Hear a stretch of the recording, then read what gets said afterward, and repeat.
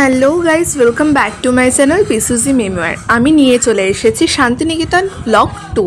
তো তোমরা যারা এখনও ফার্স্ট পার্টটা দেখোনি, আমি এই ভিডিও ডেসক্রিপশন বক্সে লিঙ্ক দিয়ে দিলাম, তোমরা চাইলে দেখে আসতে পারো।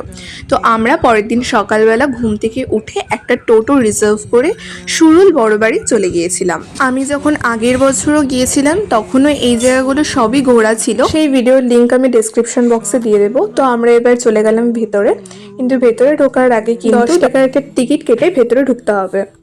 আচ্ছা, এই ক্ষেত্রে জানিয়ে রাখি, ভেতরে কিন্তু ওদের পারমিশন ছাড়া কোনো রকম ফটোগ্রাফি বা ভিডিওগ্রাফি ওরা কিন্তু অ্যালাউ করবে না। এইবার এতক্ষণে একটু সুযোগ পেয়েছি নিজেকে ক্যামেরাবন্দি করার। এই যেখানে আমি এবং আমার মা এবং সামনে হুট করে টোটো কাকুটা চলে এসেছিল এবং আমাদেরকে বলছিল তোমরা একটু এখানে থাকো, আমি যতক্ষণ আমার বাড়ির ছাগল এবং গরুকে একটু খাবার দিয়ে আসি। আমাদের এবার এইখানে ঘোরা কমপ্লিট হয়ে গেছে এবং আমরা কিন্তু এখান থেকে বেরিয়ে টোটো কাকুর অপেক্ষা করছি। এবার আমাদের সাথে যারা যারা গিয়েছিল তোমরা জানোই, অ্যাজ ইউজুয়াল আমরা যারা যারা যাই, বুচি দিদি, আমি, রেনু পিসি, মা, সরজু মাসি।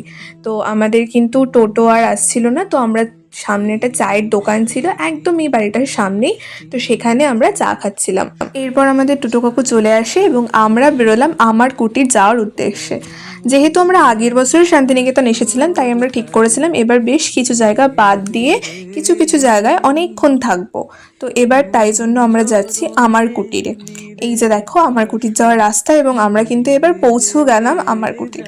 আমরা আগের বছর যখন এসেছিলাম এখানে সেরকমভাবে ঘুরতেই পারিনি, তাই এবার একদম 2 থেকে 2.5 ঘন্টা কাটিয়ে তারপরে বাইরে এসেছি। অনেক কিছু কিনেছি, আর এটা ফার্স্ট ফ্লোরেও যে দোকানগুলো থাকে সেগুলো আমরা জানতামই না। ভেতরে তো কোনো রকম ভিডিও বা ফটো তোলা অ্যালাউ ছিল না, তাই আমি করতে পারিনি, কিন্তু বাইরে বেরিয়ে কত শপিং করেছি সেটা ঠিক ভিডিও করে এনেছি। আর তার সামনেই দেখো আমার কুটির ক্যাফেটেরিয়া আছে, এখানকার আমি মেনু কার্ডটাও তোমাদের দিয়ে দিলাম, তোমরা চাইলে কিন্তু এখানে ব্রেকফাস্ট সারতে পারো। কি কি শপিং করেছি সেটা পারলে আমি নেক্সট একটা ভিডিওতে দেখাবো, হয়তো সব দেখাতে পারবো না, তবে কিছু দেখিয়ে দেবো। তো এরপর আমরা চলে এসেছিলাম দুই কন্যা হেসেলে খেতে। এর আগেও আমরা এখানেই এসেছিলাম, এখানে খাওয়ার দাওয়ার থেকে শুরু করে অতিথি আপ্যায়ন সবই আমাদের খুব ভালো লেগেছিল। তো আমরা এখানে এসে থালি অর্ডার করে দিয়েছিলাম, এবং সাথে তোমরা যদি কেউ ডিমের কারি বা মাছ বা মাংস যেটা খেতে চাও খেতে পারো। তো আমরা হাঁসের ডিমের কারি নিয়েছিলাম আর সাথে ভেজ থালি নিয়েছিলাম। ভেজ থালির মধ্যে ছিল স্যালাড, পাঁপড়, আলু ভাজা, শাক, ডাল, শুক্তো, আলু পোস্ত, তরকারি যেটা খুব সুন্দর টেস্ট ছিল, চাটনি, পায়েস, আর সামনে আচার রাখা থাকে। তো আমাদের খাওয়া দাওয়া হয়ে গেছে, আমরা এখান থেকে লাঞ্চ করে বেরিয়ে গেলাম। যেহেতু আমরা ব্রেকফাস্ট সকালবেলা করতে পারিনি, সে কারণে লাঞ্চটা একটু তাড়াতাড়ি করে নিয়েছিলাম, এক কথায় ব্রাঞ্চ বলা যেতে পারে। তারপর আমরা এখান থেকে সোজা চলে গেলাম সৃজনী শিল্পাগ্রামে। এখানকার বেস্ট জায়গা আমার মনে হয় পার্সোনালি। শান্তিনিকেতন আসলে পরে কিন্তু অবশ্যই সৃজনী শিল্পাগ্রামে এসো। এখানেও কিন্তু টিকিট করে ঢুকতে হয়, কিন্তু যদি কারো কাছে স্টুডেন্ট কার্ড থাকে তাহলে সেক্ষেত্রে টিকিটের মানে ফেয়ারটা একটু কম পড়ে যায়।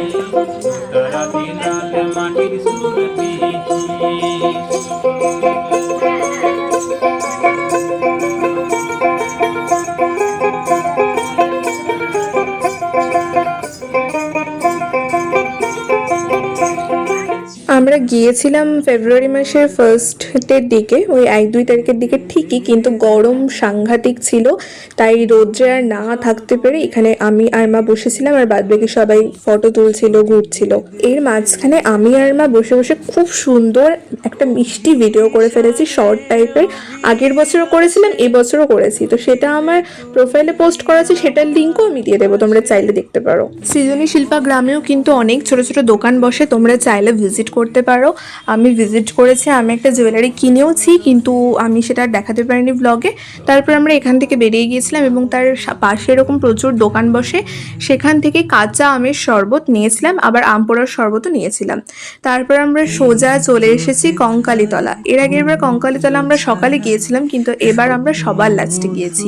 এখানে কালী মন্দিরের পাশাপাশি কিন্তু শিব মন্দিরও রয়েছে, এবং এখানকার মা কিন্তু ভীষণ জাগ্রত, তোমরা আসলে অবশ্যই পুজো দিও।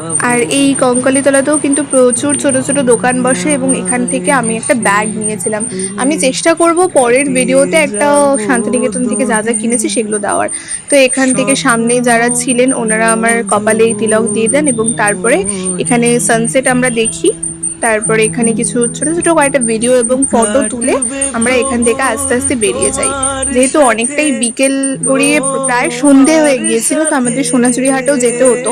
আগের দিন সোনাঝুরি হাটে অনেকটা টাইম কাটিয়েছি বলে আজকে হয়তো সেরকম টাইম কাটাতে পারিনি।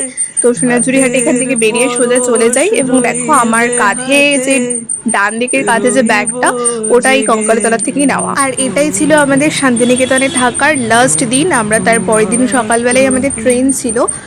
তো এটাই লাস্ট এপিসোড অবশ্যই। এবার দেখো এখান থেকে বেরোই, বেরিয়ে সোজা চলে যাই সোনাঝুরি হাটে। সেখানে দেখতেই পাচ্ছ ভিডিওতে অনেকটা সন্ধে হয়ে গিয়েছে, তো সেখান থেকে আবার বেরিয়ে আমরা চলে যাই সোজা হ্যান্ডক্রাফট মার্কেটে। তার পাশে প্রচুর খাবারের দোকান ছিল, সেখান থেকে টুকটাক খাওয়া দাওয়া করে কিন্তু আমরা হোটেলে চলে আসি। তো আজকে ভিডিওটা এতটুকুই। কেমন লাগলো প্লিজ জানিও। দেখা হচ্ছে পরের ভিডিওতে। Tata bye.